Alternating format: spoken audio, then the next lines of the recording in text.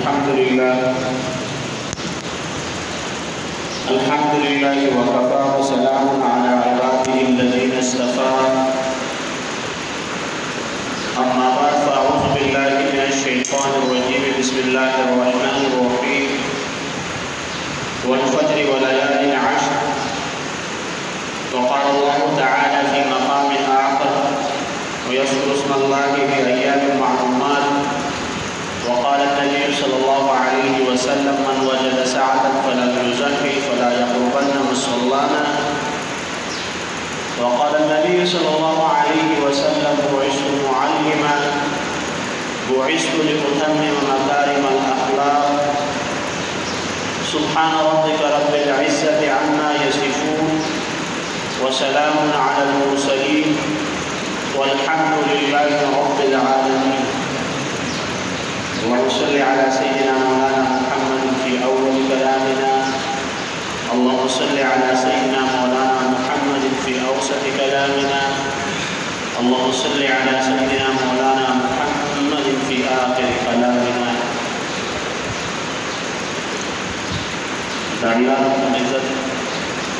द बाबरकत कलाम द दो आयातुल समास्ता की तिलावत का अल्लाह रब्बुल इज़्ज़त ने कमामा कबूल बयान और बिल्कुल लबाइबान अमल को तौफीक राज़ लुमड़ी आयत के अल्लाह रब्बुल इज़्ज़त द सहर और दलस रोज़ कसम पढ़े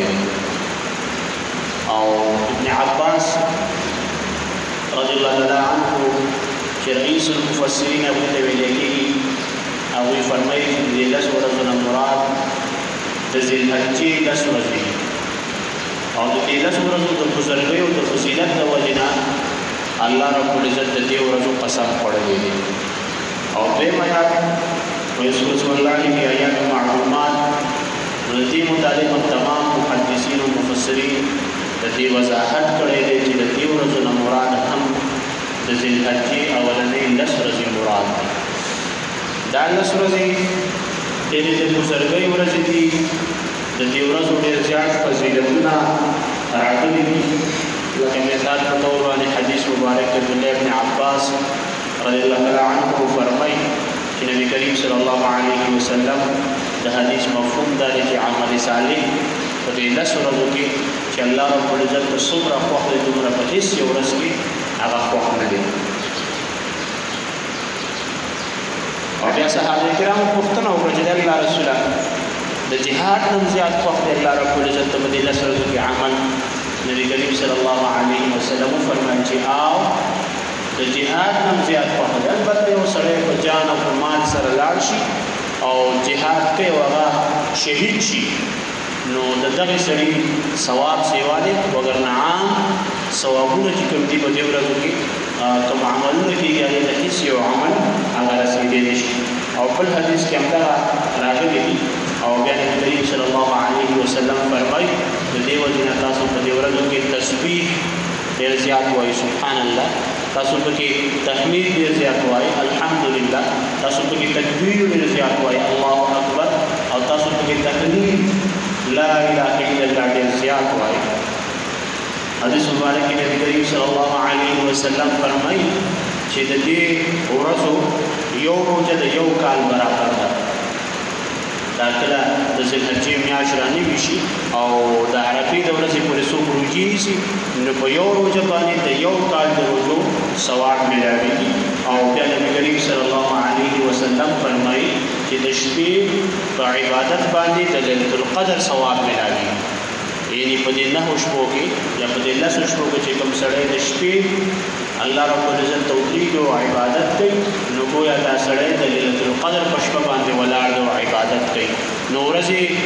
यो रोज़ा द काल द रोज़ो बराबर और दशबे इबादत अगर अल्लाह रब्बुल इज़्ज़त लैलतुल क़द्र दशबे बराबर गर्ज़ोरे दे और कुरान की लैलतुल क़द्र दशबे इबादत से लेगी खैरुम मिन अल्फ शहर द ज़ुरुम म्याशुना दा इबादत ज़्यादा सवाब दे। उम्मुल मुमिनीन उम्मे सलमा रज़ियल्लाहु तआला अन्हा फरमाई नबी करीम सल्लल्लाहु अलैहि वसल्लम इरशाद मुबारक में चिकला द ज़िलहज्जे म्याश राहकारशी او کوم خلک د قربانۍ اراده لري هغه خلکو له پکار دا د چې هغوی خپل نوکان او خپل ویښته وغیره کټ کول پرېږدي. محدثین او علماء کرامو لیکلي دي چې دا حکم دا مستحب دی، فرض او واجب نه دی. لیکن د مستحب مطلب دا دی دا نه دی چې هغه پرېښودل پکار دي، بلکې هغه کول پکار دي. څوک پرې چې شرعي عذر دی، شرعي عذر چاته راغلی او د عذر د وجې نه نوکان یې ویښته وړئ، نو په دې باندې په قربانۍ کې څه فرق نه راځي. لیکن اسی بیسه پرېښودل نه پکار. او دویمه مسله علماء کرامو دا لیکلې ده، فقهای کرام بعضو کتابونو کې لیکلي دي چې کوم خلک قرباني نه کوي نو هغوی له پکار دا ده چې د قرباني کوونکو مشابهت وکړي او هغوی په دې 10 ورځو کې خپل ویښته خپل نوکان هغه کټ کول پرېږدي. د پیغمبر علیه السلام طریقه کار دا دی او علماء کرامو لیکلي چې دا مستحب دی او یو سړی دومره لوی عبادت ادا کوي نو پکار دا دی چې بیا د وړو وړو خبرو خیال ساتي او په هغې باندې اگر چې قربانۍ ته نقصان نه رسي لیکن ثواب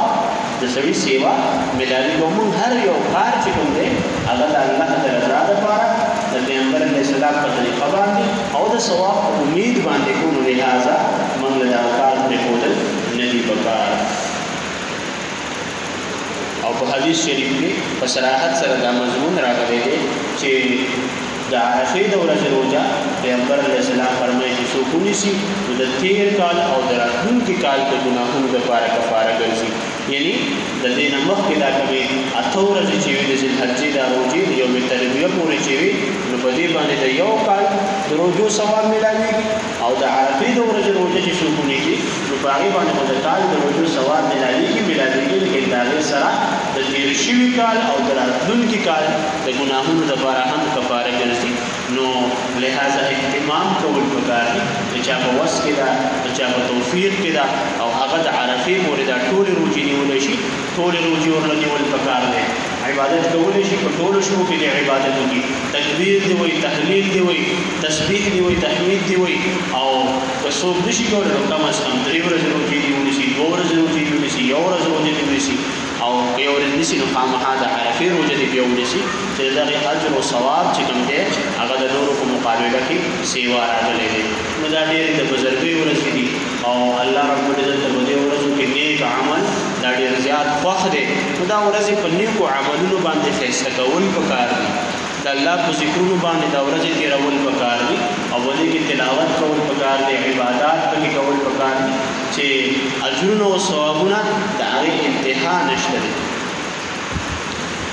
نو علماء کرامو د ذوالحجې په عباداتو کې او په اعمالو کې دا خبره لیکلې ده چې د یکم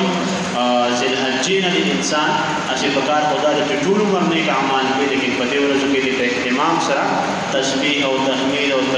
تکبیر او تحلیل هغه ډېر زیات وي. 2 نمبر عمل دا ښودلی دی چې په دې ورځو کې دې روژې نیسي. 3 نمبر عمل دا ښودلی دی چې شپې دې په عباداتو سره روژ کوي او د شپې دې الله رب العزت ته ودرېږي، نفلونه تهجد وغیره دې کوي. 4 نمبر دا ښودلی دی چې په دې ورځو کې چې کله د ذوالحجې میاشت راښکاره شي نو خپل نوکان او خپل ویښته وغیره سنت وغیره هغه به نه وړي. او 9 نمبر هغه دا لیکلی دی چې په دې کې به تکبیر تشریق وایي. تکبیر تشریق ته دا ورځ شته انشاءالله په هغې باندې به بیا خبره کوو. بیا چې کله دا ورځې پوره شي نو هسې په دې ورځو کې خو حج ادا کېږي چې د الله رب العزت یو لوی عبادت دی او حج د الله رب العزت دومره خوښ عبادت دی چې الله رب العزت په هغې باندې څومره ګناهونه مخکې شوي هغه معاف کوي. تمام انسانان چې د هر رنګ سره تعلق ساتي، هغه د هر علاقې سره تعلق ساتي، ټول په دوست بینو ساتلو کې راغلي او ټول د لبیک لبیک نارې وهي، سرتور سرونه ولاړي الله رب العزت سر په سجده باندې چې بالکل انسان ته د عالم ارواح او یا بالکل د قبر هغه منظر د حشر هغه منظر را مخکې ته کېږي. نو دا عبادت هم په دې ورځو کې ادا کېږي، لیکن د دې سره په دې ورځو کې قرباني هم ادا کولی کېږي. قرباني په 10مه ذوالحجه د اختر په ورځ باندې هغه شروع کېږي او د دې ورځې ډېر لوی عظمت راغلی دی، فضیلت راغلی دی. دا د ثوابونو ورځ ده، د نیکو ورځ ده، صرف د خوشحالۍ ورځ نه ده چې خلک وایي اختر د خوشحالۍ ورځ ده. اختر د خوشحالۍ ورځ ده، لیکن اختر د چې دا کوم فضیلت ملاو شوی دی دا د قربانۍ په وجه باندې ملاو شوی دی. په دې ورځ باندې مسلمانان خپل قرباني ادا کوي چې په هر صاحب استطاعت د نصاب والا باندې قرباني چې کوم د ورځ باندې دا فرض او واجب ده. قرباني بارها کرد موږ دې خبرې تذکرہ کړې چې د ابراهیم علیه السلام او د اسماعیل علیه السلام یادګار دی. ابراهیم علیه السلام ته الله رب العزت په خوب کې ویلي چې خپل زوی هغه زما په لار کې قربان کا او ابراهیم علیه السلام هغه زوی روان کړ د الله رب العزت په لار کې د قرباني کولو لپاره. چاړې چې کړه هغه په مړی باندې راخله الله رب العزت هغه په بدله کې د اسمان نه زناور راولېږه هغه زناور د هغه په بدله کې حلال کړی شو. هغه ورځ نه الله رب العزت قرباني هغه منتخب کړی دا او بدل کې د ابراهیم علیه السلام او د اسماعیل علیه السلام د یادګار پورته اسی قرباني خو چې کومه ده دا د آدم علیه السلام په زمانه نه شروع شوی و. تاسو قصه د علماء کرامو نه اوریدلې ده قابیل او حابیل چې کوم خو فرشتہ باندې وران شو او بیا آدم علیه السلام ټول چې د الله حکم دار چې تاسو خپل مال او اسباب چې کوم سيزونه خوخي اگر اواله یو میدان کې کېږي او د چا په اعمال او اسباب باندې چې د اسمان نه اور راکوشو دا قرباني الله رب العزت تقبلي د مخکینی امتونو د قرباني طریقه هم دا و د حابیل باغی باندې اور راکوشو دا نه خد هغه د قبولیت و د آدم علیه السلام د زمانه نه قرباني هغه کولې کیږي. لیکن زمونږ د قرباني نسبت چې کوم دی د ابراهیم علیه السلام او د اسماعیل علیه السلام دی واقعي طرف ته شوی دی چې د الله رب العزت حکم سره په خپل لخت جګر باندې په خپل فرزند باندې غوښتلې شوی دی چې ډېرو مرادونو او ارمانونو باندې ملاو شوی دا هغه په مړی باندې چاړه راکې خدا او الله رب العزت هغه قرباني قبول کړو دا هغه په بدله کې زناور راغی نو پس دا هغه نه زناور په دغه یادګار سره ادا کول کیږي. قرآن کې کله کولاو کې تقریبا نصف درجن آیاتونه کیسې چې پای کې د قرآن د قرباني حقیقت او فضیلت وغیرہ هغه بیان کړی شوی دی. او قرباني چې کوم دا دته یو بهترین عمل ویلې شوی دی. حدیث مبارک کې راځي چې دې ورځ باندې د قرباني نه بهترین او غوره عمل هغه بل نشته دی. قرباني صحابه کرامو پوښتنه وکړه چې دا څه شی دی. نبی کریم صلی الله علیه وسلم ورته فرمایي سنت ابيكم ابراهيم چې دا ستاسو د پلار د ابراهیم علیه السلام یادګار دی. صحابه کرامو پوښتنه وکړه چې د الله رسول چې کله د ابراهیم علیه السلام یادګار دی موږ ته به دې باندې څه ملایي. نو نبی کریم صلی الله علیه وسلم فرمایي چې تاسو ته د هر اختب بدله کې یو نیکی ملایي. صحابه کرامو پوښتنه وکړه اې الله رسول کوم چې د وړي والا زناور دي چې باغی باندې وړي لکه ګډه وغیرہ باغی کې وسه کیږي. نبی کریم صلی الله علیه وسلم فرمایي چې باغی باندې ممتاز ده د وړي په هر اخته باندې یو نیکی ملایي. نبی کریم صلی الله علیه وسلم فاطمه رضی الله تعالی عنها ته ویلي چې راشه د قرباني په وخت کې د خپل ساروي په خوا کې ودرېږه ځکه چې کله سړی په زناور باندې چاړه راولوي او د چاړه لګېدو سره د هغې نه کوم ساس کې ځمکې ته رسي ځمکې ته لا رسېدلي دي چې الله رب العزت د انسان تمام ګناهونه په هغې باندې معاف کوي. او بیا نبی کریم صلی الله علیه وسلم وفرمایي چې د قربانۍ د ساروي د زناور اینه غوښه دا به د میزان په تله کې د سړي لپاره تللی کېږي. او بیا پیغمبر علیه السلام وفرمایي چې اویا برګه به د مسلمان لپاره په تله کې داسې ورکولی کېږي لکه مثال په طور باندې یو سړي 2 منه څاروي اخیستی دی نو دا 2 منه څاروي د حشر په ورځ باندې به د انسان د اویا غبرګه تللی کېږي. نو حساب کوو چې څومره د الله رب العزت په موږ باندې خصوصي رحمتونه دي نعمتونه دي چې دغه یو څیز زموږ دپاره اویا غبرګه سیوا د ثواب دپاره شماري. نو قرباني چې کومه ده نبي کریم صلی الله علیه وسلم فرمایي چې د چا وس کېږي مالداري صاحب نصاب یوه قرباني ونکړي نو هغه د زموږ عیدګاه ته نه راځي هغه د اختر د لمونځ نه نه راځي. مطلب د دې خبرې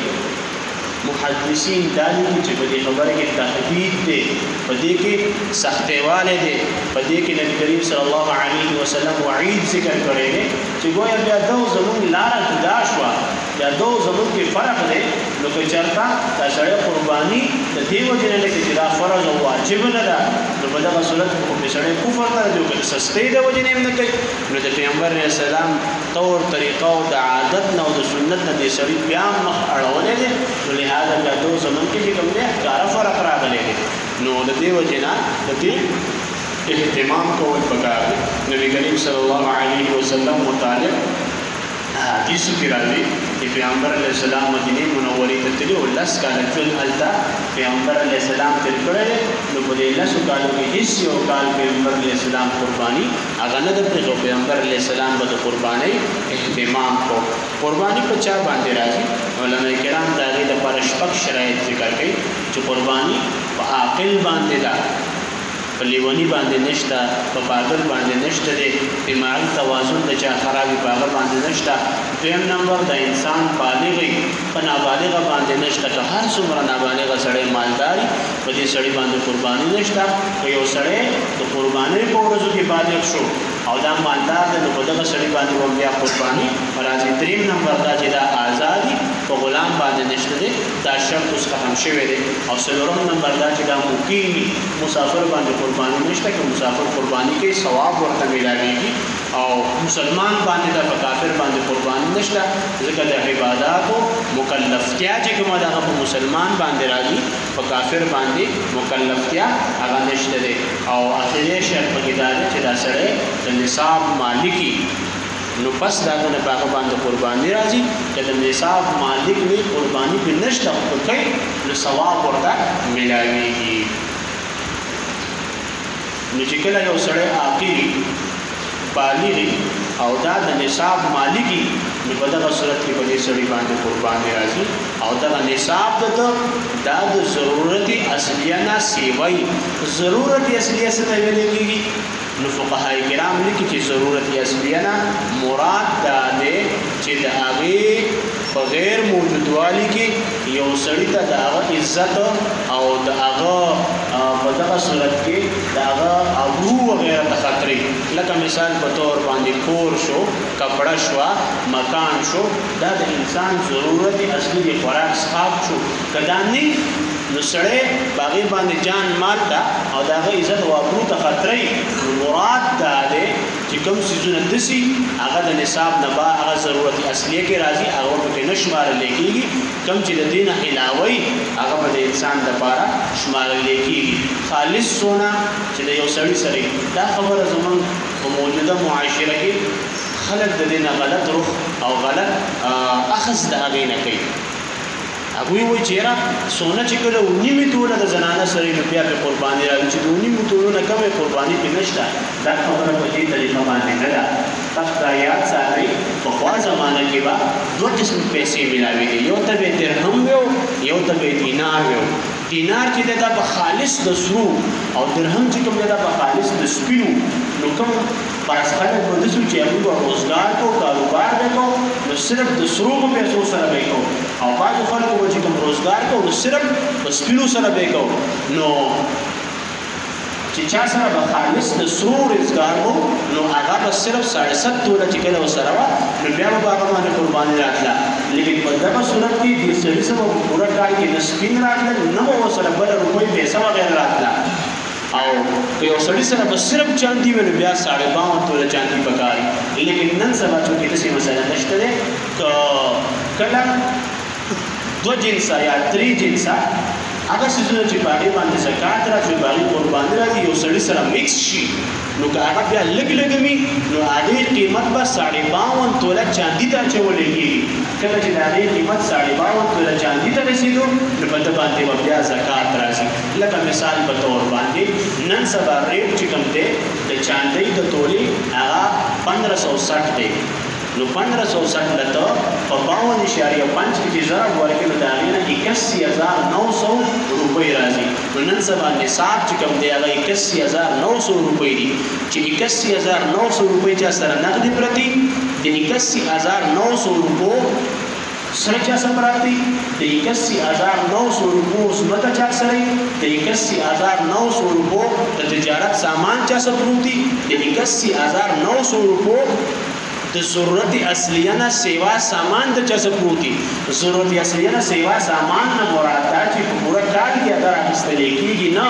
هغه د نمایش لپاره پراتی نو په دغه صورت کې په دې سړی باندې په دې ښځه باندې به قرباني راځي او دا به قرباني کوي. نو اوس یو زنانه داسې ده چې هغې سره نیمه توله کالی دی او په دې کال کې دننه هغې ته 1 روپۍ 2 روپۍ راځي یا هغې سره د سپینو یو والی ده د ګوتمو سره پرته ده نو په دغه صورت کې د هغې قیمت 52 توله چاندي یعنې 81900 روپو ته رسېږي. په دغه صورت کې په دې زنانه باندې قرباني راځي. لکه مثال په طور باندې نن سبا د سونی توله چې کومه ده هغه په 1,32,000 باندې ده نوې او زړه چې کوم ده هغه په 1,10,000 باندې ده. نو 1,10,000 په منځ باندې تقسیم کې دا تقریبا 55 راځي. نو 55 یعنې نیمه توله چا سره ده او دې سره 15,000 روپۍ ورسره دي. دا 15,000 روپۍ فلحال نشته یا فلحال ورسره دي کال په شروع کې دي کال په منځ کې دي په دې باندې کال اورېدل شرط لري او دا ورسره یا دا 55,000 روپۍ شوي او دا باقي ورسره سامان پروت دی. داسې سامان دی چې په کال کې هغه پکارېږي نه د ضرورت اصلیه نه هغه سیوا دی. نو په دغه وخت کې په دې زنانه باندې به هم قرباني راځي بلکې قرباني راټاک سوې چې دا په دې باندې فرض ده او په نه کولو باندې به دا زنانه چې کومه ده دا ګناهګارېږي. نو د دې وجه نه اهتمام کول پکار دي او د قربانۍ په مسلو باندې ځان پوه کول پکار دي او خاص کر د نصاب متعلق چې نن سبا د قربانۍ نصاب څومره دی زما په کور کې چې کوم د زنانو سره کالی دی هغه څومره ته رسي نصاب ته رسي که نه رسي نو د هغې معلومات کول پکار دي او که چېرته نصاب ته رسي نو بیا په هغې د قرباني کول پکار دي ځکه چې په نه قرباني کولو باندې هغې د هغې سزا میلاوېږي ګناه به میلاوېږي. نو ځکه علماء کرام فرمایي چې کومې زنانه سره مهر وي که د هغې رخصتي شوي او که نه وي شوي یعنې مثال په طور باندې یو زنانه واده شوې ده د هغې مهر دی او هغه مهر پورې ته رسي نو په دې صورت کې په دې باندې قرباني هم راځي زکات هم پرې راځي. یا یو زنانه داسې ده چې هغې له پلار مهر کړی دی کالی کړی دی یا له د خاوند کور واده رالېږلی اوس پورې لا په خپل کور باندې ده وتې نه ده لیکن دا څیز دې ته حواله شوی دی نو په دغه صورت کې په دې باندې قرباني راځي. هغې له قرباني کول پکار دی او د هغې حصه هغې لپاره مقرر کول پکار دي که نه کېږي په دې باندې دا ګناهګارېږي. او څه خلک کاروبار کې مشترک کاروبار دی که دا مشترک کاروبار تقسیم کړی شي او هر یو کس ته 81,000 روپۍ رسي نو په دغه صورت کې په هر کس باندې بېله بېله قرباني راځي. یو زمیندار سړی دی هغه سره د یوې د خلبې نه علاوه او د پویو نه علاوه یعنې د پویو دپاره یو څاروی دی یو څاروی چې کوم دی هغې د پټي د یوې د خلبې دپاره نیولي دي د دې نه علاوه چې کوم څاروي نو دا به هم د دې سړي دپاره پکې شمارلی کېږي. ضرورت د یو کور په یو غوا پوره کېږي نو یو غوا د کور د پویو ضرورت شو د پټي کار په خلبه باندې پوره کېږي نو دغه خلبه د ده دپاره ضرورت شو د دې نه سیوا چې دا کوم څاروي په کور کې ولاړي نو دا به هم پکې شمارلی کېږي. نو چې د کوم یو کس څاروي بیا به قرباني په هغه سړي باندې راځي. او تر دې پورې علماء کرامو لیکلي دي چې یو سړي څه په کور کې کتابونه پراته دي نو که دا سړی تعلیم یافته وي نو بیا په دې کتابونو باندې قرباني او زکات نشته دی. لیکن که دا سړی تعلیم یافته نه وي او دا کتابونه په کور کې ساتل دا هم بیا د ضرورت نه سیوا دي په دغې صورت کې په دې سړي باندې هم بیا قرباني هغه راځي. علماء کرام فرمایي عام طور باندې بعض خلک چې مور او پلار یې وفات شي او هغوی څاروی کور ته راوړي نو هغوی د مور او پلار حصه په هغې کې نیسي. ښه خبره ده نیول پکار دي لیکن که چېرته په کور کې څه زنانه داسې یا زامن داسې چې په هغې باندې قرباني فرض ده او په دغه صورت کې ته هغوی پرېږدي او د مړو دپاره پکې حصه نیسي نو دا زیاتې دی. پکار دا ده چې د ژوندو حصه په هغې کې واچوي پکار خو هغوی نه ده یعنې تر دې حده پورې علماء کرامو لیکلي دي چې زنانه هغه د مهر مالکه ده د نصاب مالکه ده نو خاوند باندې لازم نه دي چې هغه د ښځې د طرف نه قرباني وکړي. ښځې د خپله قرباني په خپله پکار ده لیکن که خاوند په خوښه باندې د ښځې د طرف نه قرباني کوي نو ادا کېږي. دلته بیا کله پکار دا ده چې هغوی سره په هغې باندې صلاح وکړي او د هغوی نومونه په قربانۍ کې واچوي نو فرض او واجب به د هغوی د ذمې نه وشي. یو کور داسې دی چې په هغې کې مثال په طور باندې 12 کسان برابرېږي چې په هغې باندې قرباني راځي. یو سړی دی 4 امتیان دي دي هغوی سره کالی دی زامنې دي کور کې زنانه دي خپله پرې قرباني راځي. نو ستا که چېرته 1,00,000 روپۍ باندې یو څاروي اخلي نو په یو څاروي کې به 7 حصې راځي او په ده باندې دلته فرض او واجب حصې چې کوم دي هغه د 7 څه دي سیوا دي. نو په کار ورله دا دی چې په سوچ سمج سره فیصله وکړي او دا په دغه باندې 2 څاروي واخلي. نو چې 2 څاروي به واخلي نو بیا په دې کې دا 14 حصې نیولی شي. نو حصې به ټولې هغې کې هغه شامل شي چې په هغې باندې قرباني هغه واجب وي. بیا هر کال دا مسلې موږ بیانو چې ګډه اسې په کال باندې چې هغې قرباني پې کېږي لیکن که چېرته هغه دومره سور وي چې یي د 6 میاشتو د کال والا صحیح پرېږدي فرق پکې نه معلومېږي. نو بیا صرف د ګډې په حد کې دا مسله قابل قبول ده چې په هغې قرباني کولی شي. باقي څاروو کې دا مسله نشته چې دی چې کومه ده یا چې دی چې هغه د کال په هغې به قرباني کولی کېږي. مهین څاروی چې ورته ویلی کېږي غوا یا غویې وغیره د هغې دپاره حکم دا دی چې کله دا د 2 کالو شي په دې باندې به قرباني راځي یا میخه وغیره چې د 2 کالو شي په هغې به قرباني کېږي او دا د عقیقې دپاره دا خبره ضروري ده. او اوښ چې کله د 15 کالو شي په دغه صورت کې به په هغې باندې قرباني کېږي. نو که چېرته د خپل کور والی سړي ته حساب کتاب یادي د یو ګاونډي وغیره نه اخلي نو هغه هم تاریخ وغیره ورته یادي. لیکن که بازار کې اخلي نو غاښونه په هغې کې شرط نه دی 2 کاله پکې شرط دی. لیکن عام طور باندې غاښونه دغه زمانه کې راخېږي. نو که زړه دې پې اوبه څکي ته یې واخله او که زړه دې پې اوبه نه څکي ورته چې سوداګر دی څه به د لګي د بار نه څاروی راغلی دی نو بیا داسې څاروی واله چې ستا خپل زړه دې اوبه څکي او په هغې باندې بیا ته مطمئن وي. بعض عیوب داسې دي چې د هغې په وجه باندې ځناور کې فرق نه راځي او بعض عیوب داسې دي چې د هغې په وجه په ځناور کې فرق راځي قرباني په هغې باندې نه کېږي. اوس یو څاروی داسې دی چې د هغې د ښکر څه حصه ماته شوې ده یا هغه څاروي نه د ښکر هغه بله سر راوتی دی او یا پیدایشي طور باندې د یو ځناور ښکران نشته دی یا د هغې ښکران خو لیکن په وړوکوالي کې هغه ښکران د هغې نه وکاږلی شوي دي. نو په دغه صورت کې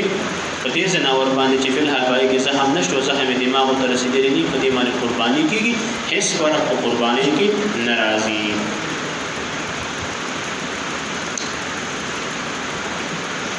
غوږ شو لکۍ شوه لږه غونته کې کټ کړی شوې ده نو په هغې باندې په قربانۍ کې فرق نه راځي. فارمي ځناور چې کوم په ستن باندې پیدا وي په هغې باندې فرق نه راځي. په هغې باندې قرباني جایز ده. په هغې کې قرباني په هغې باندې کېږي. خسي ځناور د هغې قرباني بلکې بهتره ورته ویلی شوې ده.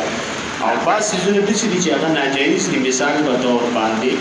کم ځناور داسې دی چې د هغې ښکر مکمل مات شوی دی او د هغې سوری دماغو ته رسېدلی نو په دغه صورت کې په دې ځناور باندې قرباني نه کېږي. کم یو ځناور داسې دی چې هغه پیدایشي الله پیدا کړی داسې دی چې د هغې غوږونه نشته بغیر د غوږونو پیدا شوی دی نو په دغه صورت کې په هغې باندې قرباني هغه نه کېږي. د یو ځناور بینایي د سترګو نظر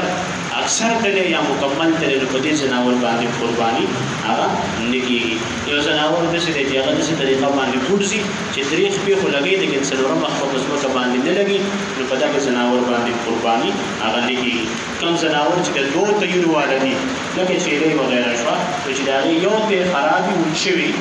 پایله کې نو په دغه ځناور باندې قرباني نه کېږي. کوم چې د 4 والي نو چې په هغې کې 2 خراب شي بیا په هغې باندې هغه قرباني نه کېږي. دا نن سبا چې کوم مرض راوتی دی چې دا سرمنې خرابېږي نو ډاکټران وایي چې دا نقص دی نو فتوا په دې صورت کې دا ده چې په دې باندې قرباني نه کېږي. او کم از کم ډاکټر وایي چې دا مرض کوم څاروي ته ولګي نو 3 میاشتو پورې یا 6 میاشتو پورې به نه خرڅوي او د هغې غوښه خوړل پکار وي نو دا هم په عیب کې شمارلی شوي دی. یو سړي د قربانۍ څاروی واخیسته اوس یې اراده دا ده چې دا خرڅوم خپل اخلمه نو واجب دي خرڅ دي کېږي لیکن طریقه کار بدوي چې بل به د دې نه کم اخلي نه بل به د دې نه سیوا اخلي او کوشش به دا کوي چې د دې نه ګران څاروی هغه زه واخلمه. بیان طور باندې زمون خلک د قرباني شوقیان خلک او عادت دا ویدای چې ساروی د مخ کې نه راولي لکه څه خدمت دی وکړي چې باغې باندې اجرونه ثوابونه ملاوي شي نو ښه خبره ده په دې باندې انسان ته ثوابونه ملاوي شیخ زکریا رحمت الله علیه چې فضایل اعمال لیکلي او ویلي چې موږ بسنګ قرباني وکړه نو قرباني پسې فورا بلاړو بل ساروی مو واغستو پورا کار به مونږ ساتو او چې کله به مونږ هغه رااله نو ټول کور ولا باغې پسې جړاګانې کوي نو مینه محبت او سره کول پکاري او دا خدمت کول پکاري دا بوج او ټیکار ګڼل نه پکار نو اوس یو سړي ساروی راوستي دي او هغه ساروی نه خپل ځان لپاره خدمت اخلي نو خدمت دا غینه غشته نشي مثال په تور باندې وایي غشته دي او دا و چې راشه خپل په لاندې سره دشته په پکې واچو یو دی کوا او دا و چې راشه ساده دی راوستي دي بس پټي باندې دی راچلاوا او یا دا و چې راشه میخه دا یا خواله دا غي په هغه استعمال کراواله دا راوستي نشي د دې په به مکمل صدقه کې او یا به هغه خپل استعمال کې راوړي چې د څومره پیسې هغه عمر پیسې به بیا صدقه کې مخکې دا خبره شوې وه صرف یو عالم داسې لیکلي چې هغه وغیره او خرچه وغیره کې استعمالولی شي لیکن د جمهورو قول دا دی چې نه دغه څیز د دې غوار په خرچه کې هم نشي استعمالولی بس دغه شی به مکمل صدقه کې یا د هغې قیمت هغه به مکمل صدقه کې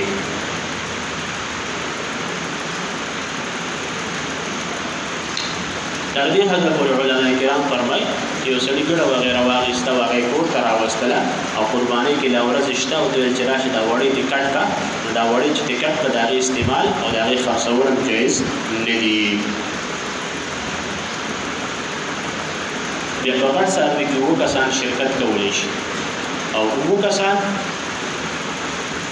اول خو دا خبره ده پکار دا ده چې سړی دا عبادت په مینه سره ادا کړي څومره چې په ډېرې لګي دومره ډېر ثوابونه ملاوي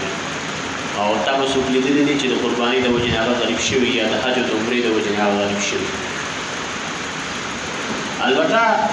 یو سړی دا خبره کوي چې مثال په طور باندې دا یو اتیا زره څاروي او په هغې کې اووه حصې نو اووه حصې په هغې کې مناسب دي یو سړی په شل زره او پنځه زره څاروي غواړي بیا خو چې په دې کې اووه حصې کو نو دا لږ څه کېږي لیکن لږ نامناسبه ورته کېده خرچه په هغې باندې لګول پکار او په مضبوط کار کول پکار البته فقهای کرام فرمایي چې غوره او بهتره مسله دا ده چې ځان له څاروي حلال کړی شي د هغې ثواب سیوا دی چې ځان له مستقل نه هغه پی کړی شوه او اگر نه شرکت چې کوم دی نو په غټ څاروي کې د اووه پورې جایز دی او د هغې نه کم پکې کولی شي سیوا پکې نشي کولی او البته حصه نیمول نشي کولی چې دا یو حصه پکې نیمه ستا شو نیمه زما شو مکمل حصه چې کومه ده هغه کولی شي او څاروي چې سړی راوړي د شریکې څاروي نو بیا د هغې استعمال او د هغې غیا داو وغیره دا هم په شریک کول پکار یو سړي ته ورعلو کول نه پکار چې هغه بوج کړي البته که په خوښه یو سړی کوي نو څه مسله نشته لیکن که یو سړی په لازم کړي چې زه مړه خو تاسې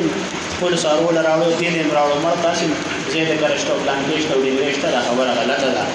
که یو سړی په مینه باندې قبلې صحیح ده که یو سړی پرې ورچوي نو ورچول بېله خبره ده نو بیا نه دي کول پکار بهتره طریقه دا ده چې د ورځو په حساب سره تقسیم کړي که د ورځو په حساب سره تقسیم کولی شي ښه خبره ده چې مثلا یو ورځ تو ساته یو ورځ زه وساتم یو ورځ زه وساتم او که داسې نه نو بیا یو ځای کې دې ودرې خوراک ارڅه ورله خدمت وغیره دې ورله هر یو کس په نمبر باندې کوي دا صرف د دې لپاره نه ده کې ثواب به ملاویږي موږ د ثواب وکړي چې ثواب خلکو ته برابر ملاوي شي د قربانۍ مختلف قسمه مسایل دي په هغې باندې ځان پوره کول پکار دي کوم مجموعي لحاظ چې مسایل هغه هر کال تاسو ته موږ بیانو لیکن بیا هم که چېرته څه مسله راځي نو علما کرامو نه پوښتنه کول پکار دي ځکه سړی عبادت کوي کال کې یو پیر راځي په شوق او ذوق سره کېږي او د ناپوهتیا د وجې نه هغه قرباني ته نقصان رسي دا زموږ دپاره د ثواب په اعتبار سره د هلاکت ذریعه دعا کوي څومره الله رب العزت عمل کولو توفیق را نصیب کړي نبی کریم صلی الله علیه وسلم سورت سیرت المنبل کې راولي اخلاص تقوا لله ته نصیب کړي الله کوم حاجیان حج لپاره درغلي دي د حج ورته آسان کړي د حج د هغوی قبول کړي د هغوی په عباداتو کې زموږ پر وخت برابر حصه وګرځي موږ ټولو ته یا الله د هغې حرمین دیدار بادب احترام سره بار بار را نصیب کی او یا الله دې کوم خلق د قرباني اراده کړی دا یا الله دا قرباني ورته آسان کې چا ساروي غستی یا الله دا ساروي خدمت ورته آسان کې چا اراده کړی دا غستی یا الله دا مناسب خستا د قرباني صاحب په آسان باندې ملاو کی دوه جهان خیر نصیب کی دوه جهان شر نه مساتی اخر خاتمه په دې کلمه اسلام